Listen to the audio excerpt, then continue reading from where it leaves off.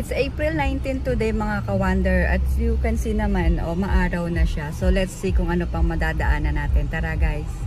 Ayan very truly sunny na siya. At very stable na rin ang weather condition natin dito sa Dubai, UAE. Nakakaloka. So, ito po ay ayon sa forecast dito sa UAE na next week daw po pagkatapos ng ating... So, ayan, may pinuntahan nga kami dito sa aking favorite tambayan just to update you guys na ayan sunny days na talaga. So, yung mga flooded at saka yung mga sasakyan na nasa kalsada, under control na sila at natanggal na rin. So, for now, ayan, maganda na at parang wala lang nangyari dito. Sa Dubai Island at ayan nga, update ko nga sa inyo before nung nag-beach kami na dito sa Dubai Island meron ng dyanan Starbucks. So ayan, papasukin namin ni Jopet ang Starbucks kasi favorite niyang tambayan ng Starbucks. Ay yayamanin kasi itong lokang to eh. So ayun, tara guys, okay natin ang Starbucks. Pasok tayo guys. Ayan si Jopet.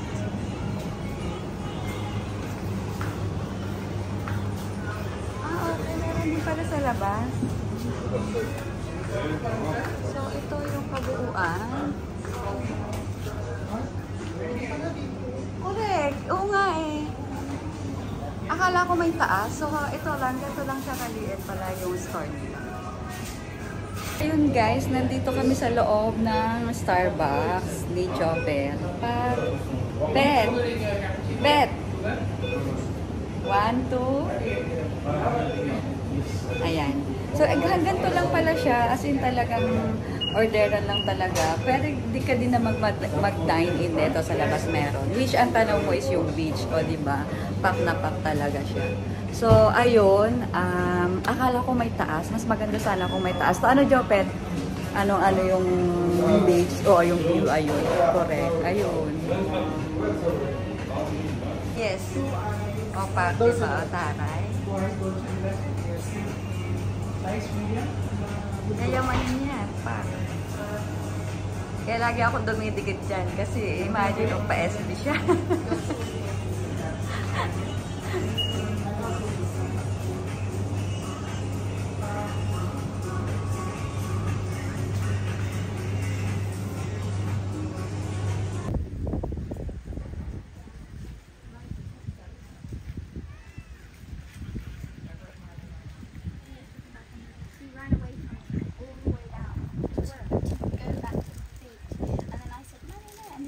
I was running after him, he thought it was a game. How did you get away from him? Because he ran off the grass. He likes that beach.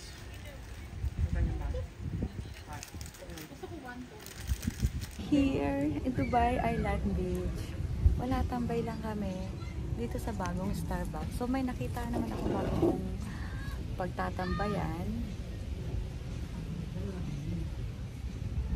Dito na lang ako magko-cross stitch dan sa sa Abel Park. O di ba, pak na pak. Tara. Yun nga lang, mangingitim naman ang lola niya.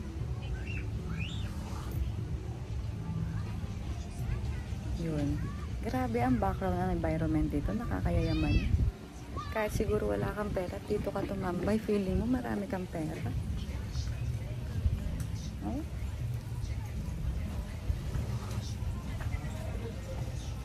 Bahala ka siya.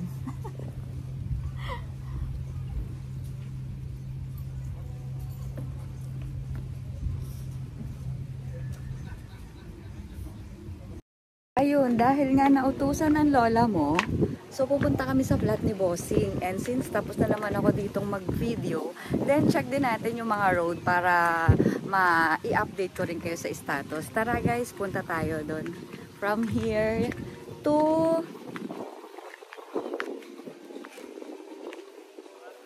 Business Bay. So tara guys. Kasama ko si Jopet. Ang isang lagalag din na tulad ko.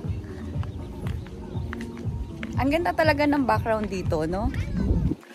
So yun lang guys. Thanks for watching. I hope you keep supporting on all of my social media accounts. Thank you. Kabla. Bye.